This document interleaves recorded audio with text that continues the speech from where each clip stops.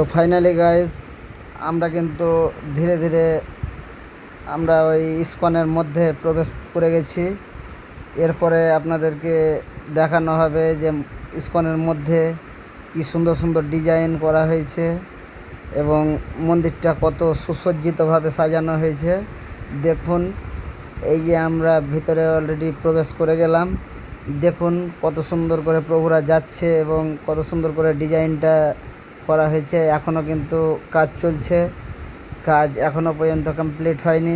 2026-এর শেষের দিকে এই মন্দির কিন্তু শুরু করে দেওয়া হবে।